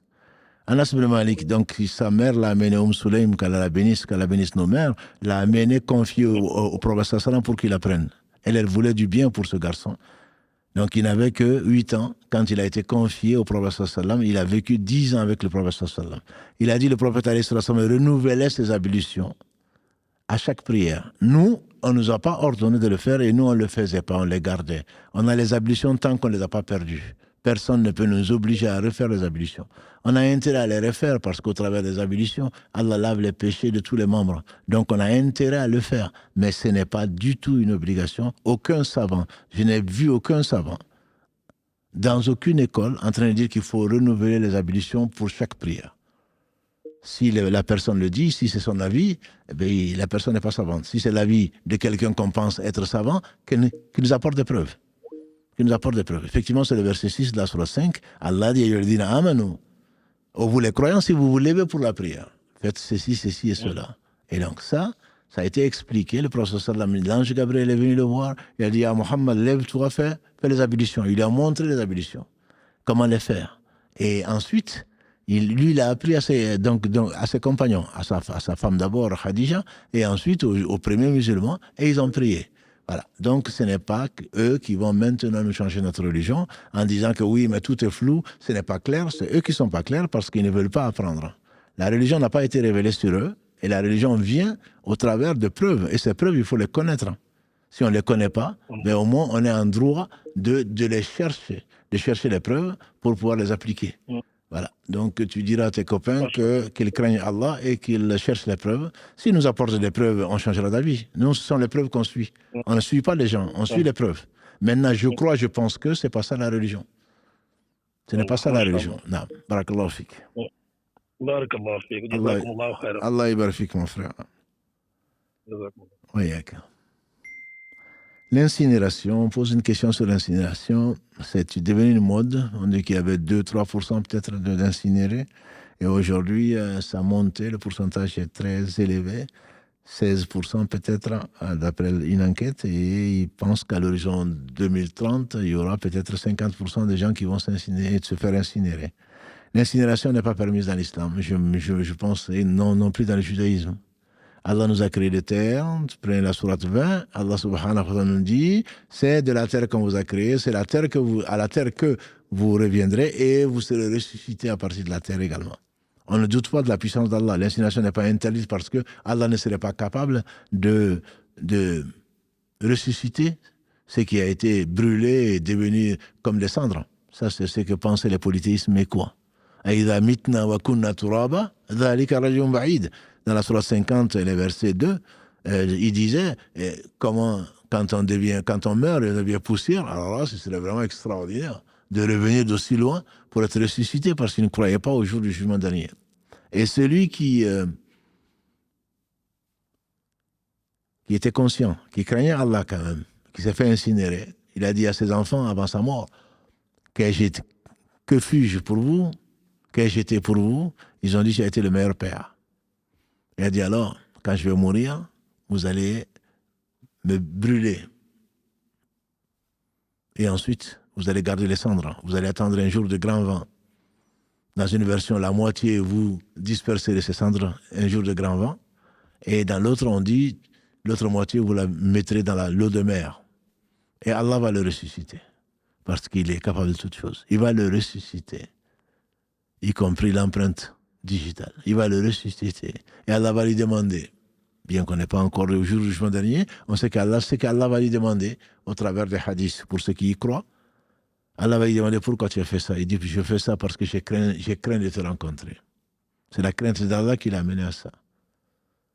Allah, à cause de ça, va lui pardonner. Cette ignorance, parce qu'il a craint de rencontrer Allah, ça lui a suffi pour qu'Allah lui a pardonné. Mais quant à incinérer, ce n'est pas une pratique qui est permise dans l'islam. Ce n'est pas permis. Voilà. Donc, que ce soit un chien ou autre chose, un homme, ce n'est pas permis. Ne parlons pas d'un chien qui ont soit un cimetière, soit les animaux, on met dans une poche et on en fait ce que la loi nous dicte de faire. On ne l'enterre pas chez soi, ni le mettre à la poubelle. Il y a une procédure qu'il faut demander quand on a son chien qui est mort ou son chat, mais on ne l'incinère pas. Ce n'est pas quelque chose qui est permis dans l'islam. Allô, salam alaikum. Alaikum salam wa rahmatullah. Je vous écoute. En fait, j'avais une question. Vas-y. En fait, vous m'avez déjà répondu, je connais déjà la réponse. Oui. Mais en fait, en message, je ne pouvais pas tout expliquer. Et en fait, j'étais à la mosquée et on faisait la prière du Isha. Et en fait, à la deuxième rakat, quand on fait le tashaoud, Et il y a quelqu'un qui était à ma droite. En fait, il a sorti son téléphone et il faisait le tashahhud. Oui. Après, on s'est relevé, on a fait les 2 dernières rakats. Il a encore sorti son téléphone. Et après, à la fin de la prière, je me suis dit, en fait, je vais essayer de lui parler. Ça fait, j'ai attendu qu'il parte, je l'ai suivi. Oui. Je lui ai dit, excuse-moi, est-ce que tu t'es renseigné de ce que tu as fait? Oui. Parce que j'ai un doute, en fait. Oui. Après, il m'a dit, il s'est renseigné un peu à des amis ou sur Internet, sur des forums, des commentaires. Et je dis, Internet, c'est pas une source. Il y a de tout et de rien. D'accord. Je dis, si tu veux, passe-moi ton numéro. Moi, je me renseigne. Oui. Et après, si je peux te donner une réponse, je la donne. Oui. Parce que moi, de ce que j'ai appris dans les lives que vous avez dit, j'ai retenu un truc, c'est les savants, ils disent, quand tu vois quelqu'un en train de prier et tu te poses la question est-ce qu'il prie ou prie pas, c'est qu'il n'est pas en prière. Absolument, tu as bien entendu. Oui. Et après, il m'a donné son numéro. Oui. Et après, en fait, je me suis dit, au lieu d'attendre un live que je vous appelle, j'ai préféré envoyer un message parce que je me suis dit, ça se trouve, après ses autres prières, il va faire pareil. Ouais. Et en fait, la question, c'était pour savoir, est-ce que ce qu'il a fait dans la prière obligatoire, c'était autorisé ou pas? Est-ce que c'est toi qui nous as parlé du chien qui urine? Ah ouais, si, c'est bien toi qui nous as fait méditer sur le chien qui urine dans la rue. Non, alhamdoulilah, qu'Allah te bénisse. Qu'Allah te bénisse. Non, sa prière n'est pas valable. Elle n'est pas valable. On n'a pas. C'est ce que Allah a facilité les choses. Quand on ne sait pas, on apprend. Et en attendant d'apprendre, on manifeste sa sincérité. Le prophète sallam a dit, celui qui ne savait pas comment faire la prière, il dit qu'il dit Subhanallah, alhamdulillah, la ilaha illallah, Allahu akbar, wa la hawla wa la quwwata illa billah, parce que c'était un arabe. Donc, quant à nous, quand on ne sait pas prier, on vient de se reconvertir, on dit Subhanallah, Subhanallah, Subhanallah. Et on prie avec. Donc, on n'a pas à sortir le téléphone et encore moins à regarder un écran.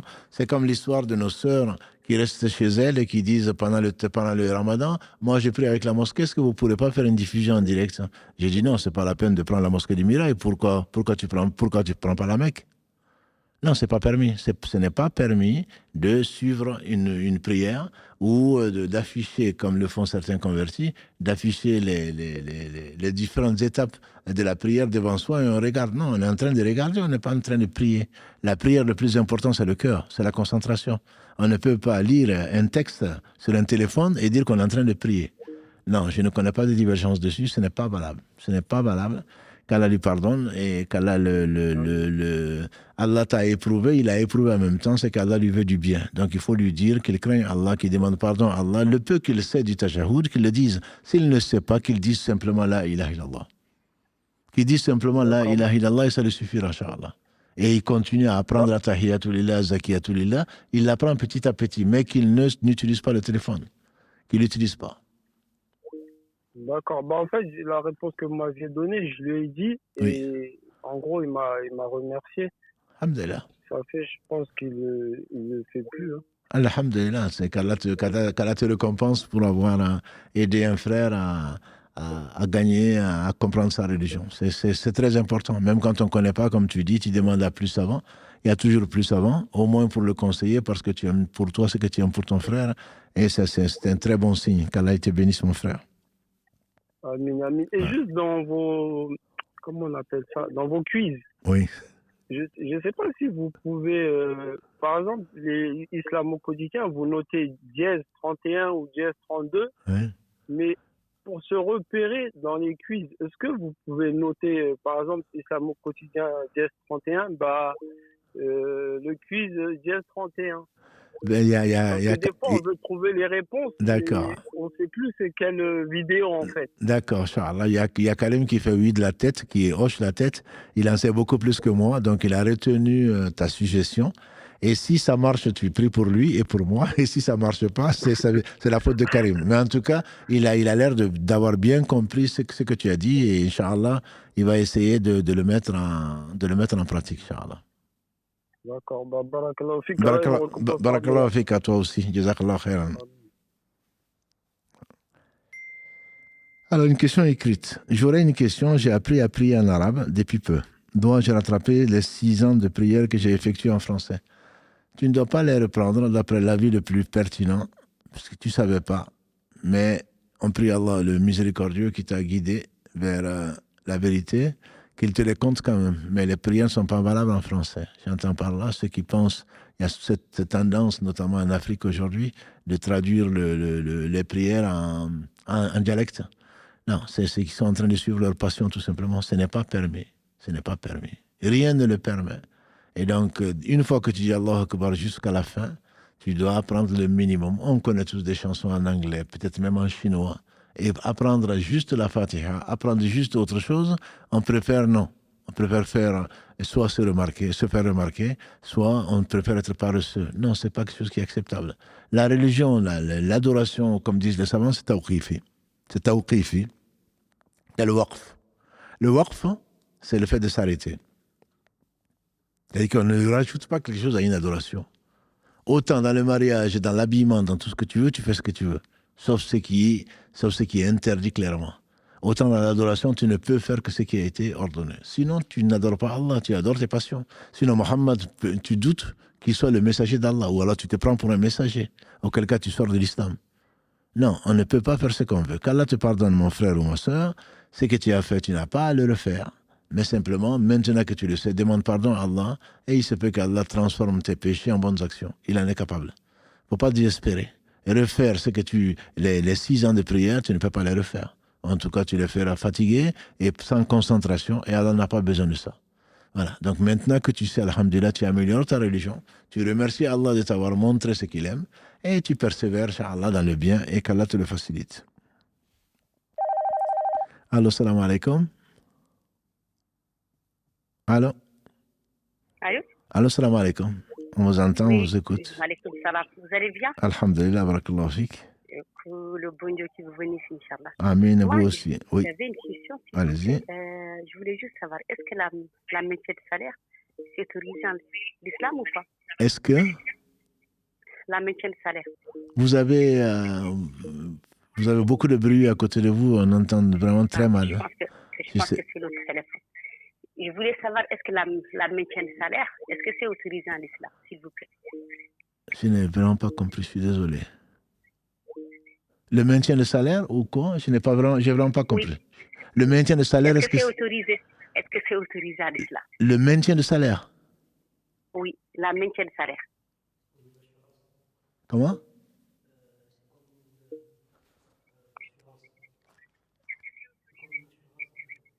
Ah d'accord, ok. Ok. Oui, il y a Karim qui est en train de m'expliquer. C'est comme une assurance, c'est-à-dire que vous prenez une assurance pour qu'on vous maintienne un salaire au cas où vous tombez malade ou quelque chose comme ça, c'est ça? Exactement, voilà, c'est ça. D'accord. Vous auriez parlé d'assurance, j'aurais compris. Karim connaît beaucoup de choses. Non, c'est la maintien. Ça s'appelle la maintien de salaire. Enfin, c'est la mairie qui prend directement sur nos salaires. On prend ça sur vos salaires et comme ça, si jamais vous êtes malade ou vous êtes quelque chose comme ça, voilà, on vous le reverse. Voilà, si jamais tu es malade, d'accord. Voilà, c'est ça. Si ce n'est pas une obligation qu'on vous impose, ce n'est pas permis. Encore une fois, c'est du hasard. C'est du hasard. On espère que vous allez avoir peur. Et pour mes enfants, et pour ma femme, et pour mon mari, et pour machin. Et s'il va m'arriver, il vous arrivera ce qu'Allah a décrété. N'ayez crainte.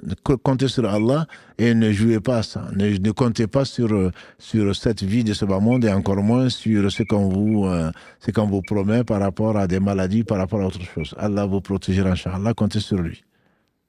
D'accord, c'est ça que je me disais. Alors, comme on n'est pas obligé, je ne prends pas. Exactement, si vous êtes obligé, c'est autre chose. Barakallahu fik. Merci beaucoup, que le bon Dieu vous bénisse. Amin, amin, barakallahu fik. Merci. Alaikum salam. Alaykum salam wa rahmatullah. Assalamu alaikum. Si on a laissé le 8 pour Fajr et qu'on s'est réveillé en retard, que faire, s'il vous plaît? Merci d'avance pour votre réponse. Mais le 8, Abu Huraira, qu'Allah l'agrée, ainsi que tous les compagnons du prophète sallam, Abu Dhar également ont rapporté presque le même hadith. Mon ami, disait-il, le prophète Abul Qasim, le prophète sallam m'a conseillé 3 choses. C'est de faire le 8 avant de dormir, c'est de jeûner 3 jours par mois et de faire 2 rakats de Doha. Ce qui m'intéresse ici, c'est le 8. C'est-à-dire que si tu crains en été par exemple, ou au printemps, mais surtout en été, où le Fajr, en Europe en tout cas, est à 4h du matin parfois, et le Isha, il est à minuit ou à 11h30, tu crains de ne pas pouvoir te réveiller, le mieux pour toi, c'est de faire le witr avant de dormir. C'est de faire le witr avant de dormir. Si c'est en hiver, par contre, tu te réveilles comme une fois dans la nuit, où la nuit fait 14h et le jour fait plutôt 10h, et que tu penses pouvoir te réveiller dans la nuit pour pouvoir le faire au Fajr, c'est le mieux, c'est de faire le Fajr à la fin de la nuit. Et parce que le prophète sallam a dit la meilleure partie, la meilleure prière après la prière obligatoire, c'est la prière donc du dernier au dernier tiers de la nuit, comme il a dit alayhi salatu wassalam. Donc si tu as l'habitude de te réveiller, alhamdulillah, tu veux faire le witr avant le Fajr, c'est le meilleur moment. Mais à condition que tu puisses le faire. Et donc tu mets un réveil où tu as l'habitude, tu as un réveil biologique qui te permet de te réveiller avant le Fajr. Il arrive, comme il est arrivé au prophète sallam, de dormir et de se réveiller après. Le Fajr, ça lui est arrivé à ma connaissance une seule fois de ce qui a été rapporté à ma connaissance.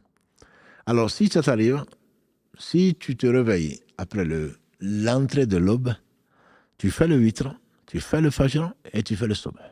Si tu es seul, bien sûr. Si tu te réveilles avec l'appel à la prière que tu dois aller à la mosquée, bien sûr, tu laisses le witr.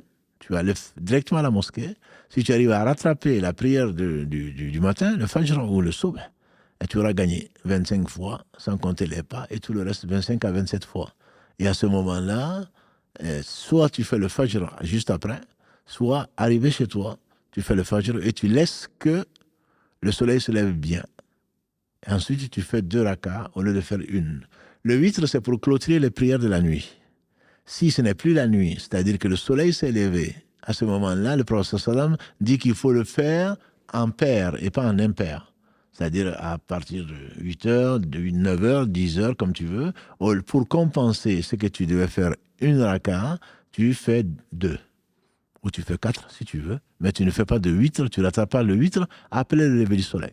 Tu ne rattrapes pas le witr après le lever du soleil, puisque le witr de la journée, c'est le maghrib. Les 3 rakas du maghrib. Voilà, donc j'espère avoir été clair pour cette question-là. Allô, salam alaikum. Allô, oui, salam alaikum. Wa alaikum salam wa rahmatullah. J'espère que vous allez bien, Imam, ainsi que Karim. Allah yarfik, il va bien, Karim, ouais. Alhamdulillah. Ok, on fait beaucoup de doigts pour vous. Barakallahu fik. Allah vous récompense pour le faire ce que vous faites. Amin. Alors moi, j'ai une question. Oui. On sait, à travers vos lives, j'ai appris que en fait, tout ce qui était faux est interdit, c'est-à-dire faux fossiles, etc. Et en fait, je souhaite savoir, est-ce que le fait de se coiffer avec de la laine, faire des nattes, est autorisé ou pas? Faire des nattes avec la laine, je ne sais pas exactement, puisque j'étais au téléphone, il faut que tu m'expliques. C'est-à-dire, c'est des prolongements ou c'est utiliser la laine pour se coiffer? Alors, oui. Oui, exact, c'est ça. C'est vraiment utiliser la laine pour se coiffer, faire des nattes en fait avec, voilà. C'est pas pour rajouter, mais en fait, on se coiffe avec. Si c'est pas du faux, c'est-à-dire que ce sont tes cheveux qui sont en natte, que tu as utilisé du fil ou de la laine, à ma connaissance, ça c'est permis. Ce qui n'est pas permis, c'est le faux. Quand ton mari va te voir, ou quand ta sœur va te voir, va dire « Ah, mais elle a de très beaux cheveux, qui sont en plus de très longs cheveux », alors qu'en réalité, le reste, c'est de la laine, à ma connaissance, ça c'est interdit. Y compris de tes propres cheveux. Ça devient une perruque. Les perruques en islam, c'est interdit également. Donc, c'est pas parce que c'est tes cheveux, on entend parfois ça, c'est mes propres cheveux. Mais ce ne sont plus tes cheveux, puisque c'était tes cheveux qui sont sortis de ta tête, donc ce n'est plus tes cheveux. Les utiliser pour prolonger tes cheveux naturels, c'est du faux. Et l'islam a interdit tout ce qui est faux. Mais si c'est de la laine juste pour attacher ou pour... je ne sais pas pour quelle raison, j'ai pas de cheveux pour faire des nattes, mais si vraiment c'est quelque chose qui est vrai, à ce moment-là, il n'y a pas de problème. Mais si c'est pour faire semblant d'avoir de longs cheveux ou autre chose, ça devient une perruque et ça, ce n'est pas permis. Je ne sais pas si j'ai répondu à votre question. Oui. Très bien répondu. Allah yabarak ma sœur. Merci beaucoup. Allah yabarak. Salam alaikum. Salam wa rahmatullahi wa barakatuh. Dans la prière au moment du sujoud, que peut-on dire de plus à part, bien sûr, Subhan Rabbil A'la? Quand Allah a révélé Sabbisma Rabbikal A'la, le premier verset de la sourate 87, le prophète a dit, dites cela, dites Subhan Rabbil A'la dans le sujoud. Et donc, c'est ce qu'on dit. On peut le dire autant de fois que l'on veut. Et d'après Anas bin Malik, radiallahu anhu, l'imam peut le dire 10 fois. Quant aux autres, ce n'est pas dit. On sait que le prophète sallam dans les prières surrogatoires, en tout cas, le disait, et presque aussi long que la lecture. Donc, mais le sujoud est vraiment l'endroit propice pour faire les invocations.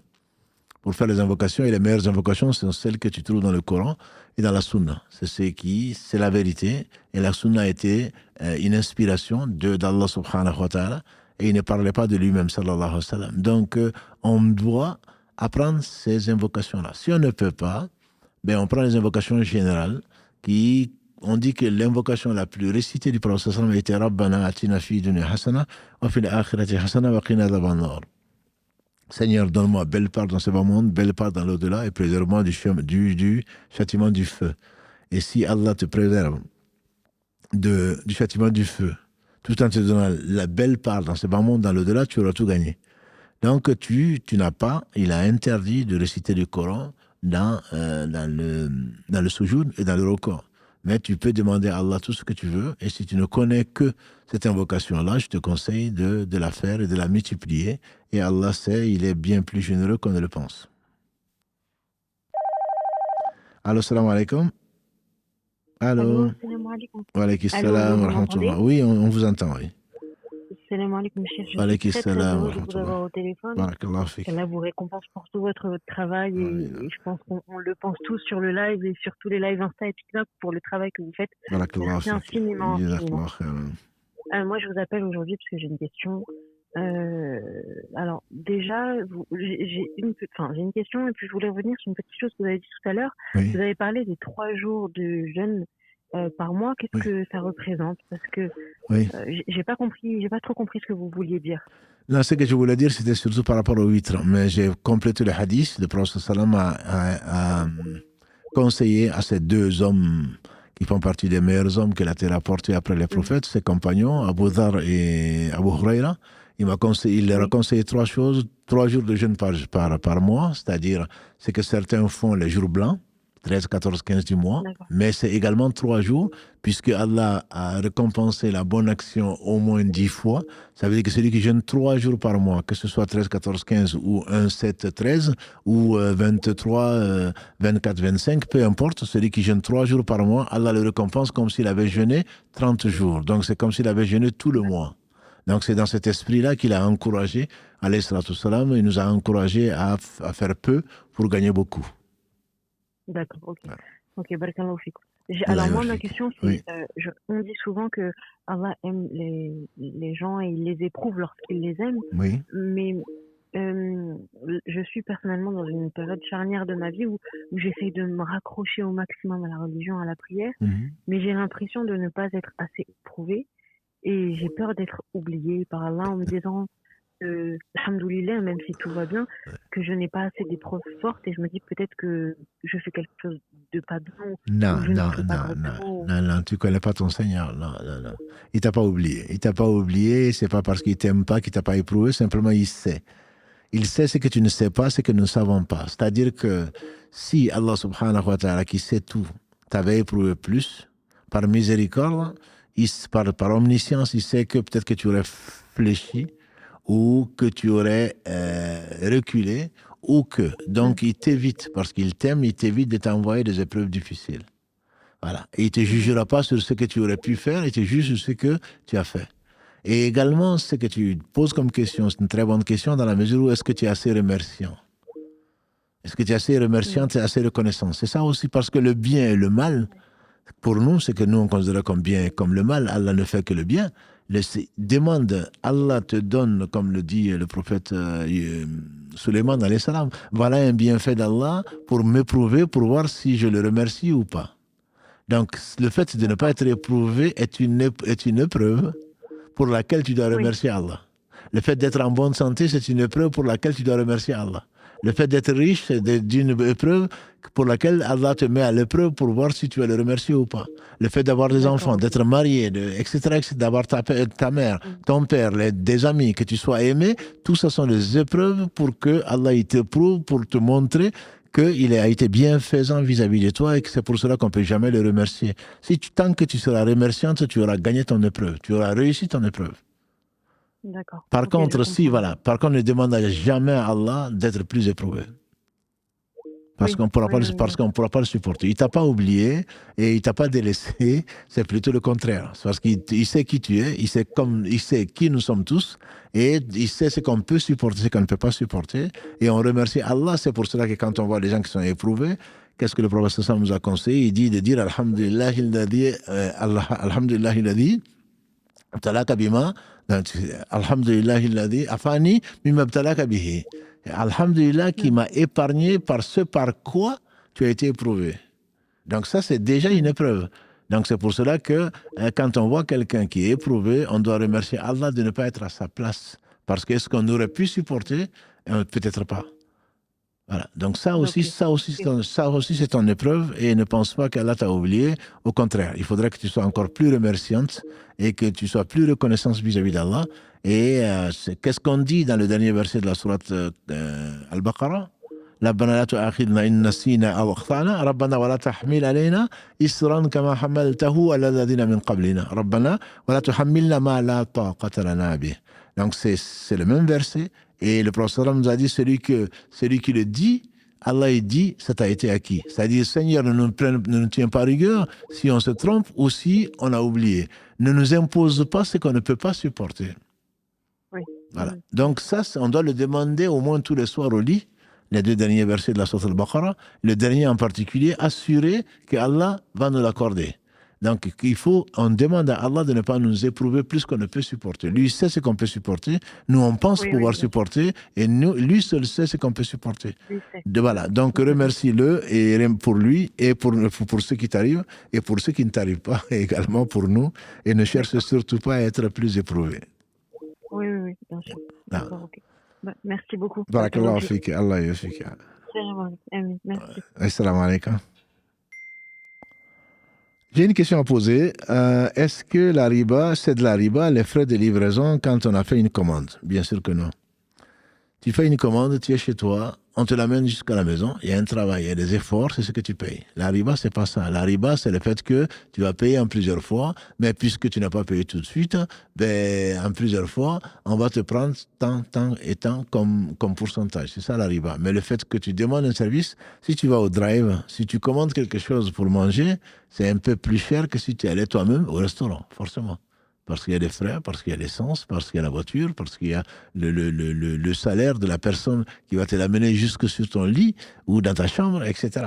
Voilà. Donc, non, ça c'est pas du riba. Il ne faut pas avoir du riba partout. Le riba, c'est défini par le fait donc de ne pas travailler et de ne rien risquer et de recevoir donc un salaire que tu ne mérites pas. Et c'est l'esprit même du riba.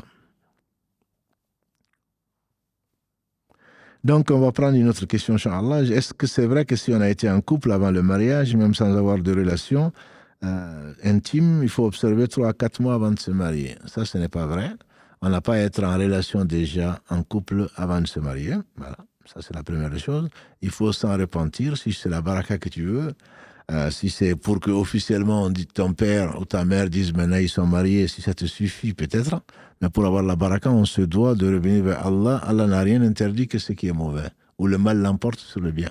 Il n'a rien ordonné que ce qui est bien, ou le bien l'emporte sur le mal. Donc tu dois arrêter, tu dois te repentir si tu veux la baraka. Le repentir, comme on le sait, c'est au moins 3 conditions. C'est arrêter immédiatement, et regretter, et décider de ne plus jamais le refaire. Si ton repentir est vraiment sincère, à ce moment, Allah t'aura pardonné. Et la 4e condition, c'est de reprendre le droit chemin. C'est-à-dire, tu passes par la porte, tu demandes donc la main de celle que tu veux épouser, si elle veut, si les parents veulent, vous négociez, etc. Et ensuite, tu te maries. Donc, il n'y a pas 3-4 mois quand tu n'as pas eu de relation intime. L'avis des Malikis, c'est que quand tu as eu des relations intimes, il faut 3 mois, 3 menstrues. Et d'autres disent qu'il faut au moins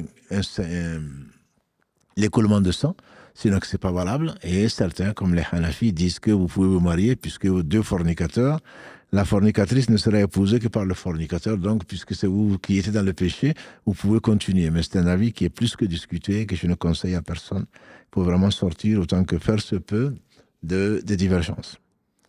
Une autre question, donc, quel comportement devons-nous avoir envers notre ex-mari quand nous avons 3 enfants ensemble, afin de ne pas tomber dans le péché en communiquant trop ou en se voyant pour les enfants? Les enfants sont les otages des divorces, et donc, s'il ne doit pas en partie, il faudrait se consulter. Se consulter sans tomber dans le haram. Si effectivement c'est ton ex-mari et que tu auras tendance, parce que tu auras regretté certainement d'avoir divorcé ou pas, ou lui aura regretté, et des souvenirs qu'il t'évoque, etc. Donc non, il faudrait être ferme, respectueux vis-à-vis du père de tes enfants, et le voir en présence soit des mahrams, soit de ton mari si tu es remarié, soit en présence de quelqu'un d'autre, pour que ce qui lui traverse l'esprit reste dans sa tête, et que toi, ce qui te traverse l'esprit reste dans ta tête. Les enfants n'ont rien à voir avec ça, mais Satan ne va pas manquer de vous rappeler les bons souvenirs, et donc il se peut que vous retombez donc dans du haram. Si vous voulez revenir ensemble, il n'y a pas de mal, mais à condition que vous passez par la porte. Si vous avez fait le bilan de vos échecs, entre guillemets, de vos erreurs, et que vous êtes décidé à ne plus jamais le refaire, vous voulez repartir, il n'y a aucun mal, l'islam ne l'interdit pas. Par contre, il y a effectivement une chance pour que les sentiments renaissent, ou le fait que Satan vous rappelle donc certaines choses vous amène donc à passer par la fenêtre et avoir des relations comme si vous étiez marié alors que vous ne l'êtes plus. Une question qui est plutôt d'un enfant peut-être, est-ce qu'au paradis on pourra voir les djinns vu que nous ne voyons pas ici? Moi, je ne souhaite pas les voir. Parce que si tu voyais les djinns, certainement, tu ne resterais pas. Si Allah veut qu'on ne voit pas les djinns ici, c'est pour notre bien. Parce que dans notre live, Dieu seul sait combien nous sommes, mais si tu imagines que chacun d'entre nous a au moins un Satan, et que les djinns sont occupés, peut-être qu'ils sont en train de regarder le live d'ailleurs, c'est pas pour t'effrayer, mais peut-être qu'ils regardent le live, puisque quand le Coran a été révélé, entre autres la sourate 72, Allah a dit قل أوحي إلي أنه استمع نفر من الجن فقالوا إنا سمعنا قرآنا عجبا. Dans le verset 1, Allah dit à son prophète, il m'a été révélé, puisqu'il ne les a pas vus, qu'un groupe de djinns ont écouté le Coran, ils ont dit, on a entendu une lecture merveilleuse. Donc, ils nous voient de là où on ne les voit pas. Ils sont intéressés par l'islam. Parmi eux, il y a des musulmans. Parmi eux, il y a des non-musulmans. Les musulmans iront au paradis. Bon, on espère ne pas être dérangés au paradis. Au paradis, il n'y a que du bien. Donc, s'il a la forme des djinns qui peuvent avoir des têtes de je ne sais quoi, je ne souhaite pas les voir. Ni ici, ni dans l'au-delà. J'aimerais être tranquille au paradis, Inch'Allah, et ne recevoir et ne voir que ce qui me plaît. Et donc, si tu veux les voir, au paradis, tu peux avoir tout ce que tu veux. Si tu veux cohabiter avec des djinns, Dieu peut te faire voir des djinns là où tu veux. Mais ça ne fait pas partie de mes projets. Ma question est la suivante. Est-ce que je dois passer le salam à des gens, à des musulmans qui font des péchés? Alors, je te dirais oui et non. Si tu leur passes le salam, il faudrait qu'ils te répondent. Allah dit dans le verset 86 de la sourate 4. Quand on vous salue d'une salutation, répondez par mieux, sinon au moins répondez pareil. Donc si tu vois des gens occupés à des jeux de hasard ou à des futilités, il se peut qu'ils ne te répondent pas, ils vont prendre des péchés. Si tu les salues, ils doivent te répondre au moins. Et comme on entend parfois, tu dis salam alaikum à quelqu'un, il te répond bonjour. Là, ils ne répondent, ils vont en contradiction avec ce que dit le verset. Ça les répondez par mieux. Au moins, wa alayka salam wa rahmatullah, wa alayki salam wa rahmatullah, ou au moins, wa alayka salam, wa alayki salam, wa alaykum salam. Donc, si tu crains que ces gens ne te répondent pas, ne leur dis pas. Si, en passant le salam, tu veux les rappeler qu'ils sont musulmans et que ce qu'ils sont en train de faire est interdit, je te dis de le faire. Parce que c'est un rappel que tu fais, peut-être qu'ils auront honte d'être en contradiction avec leurs croyances.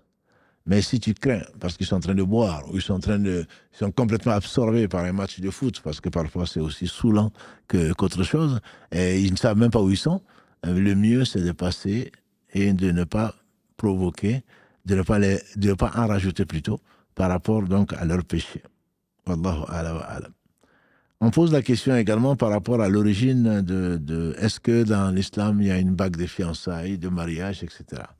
Quand j'ai été sur Google, je renverrai les gens à aller regarder, parce qu'il y a des choses intéressantes quand même, sur Wikipédia ou d'autres qui sont généralement vraies, Il n'y a plus de recherche. Quand on regarde, ce sont des traditions qui ont été donc instaurées à différents moments de l'histoire par différents peuples. Dans l'histoire, dans l'islam, il n'y a pas quelque chose pour symboliser une alliance dans un couple, ni avec Allah, ni avec une personne. Donc, le prophète sallam a dit à celui qui voulait épouser cette dame qui s'était venue se proposer au prophète sallam et qui n'a pas, Allah ne lui a pas révélé qu'il fallait l'épouser. Il a dit donne-la-moi en mariage. Le prophète sallam dit va chercher une dot.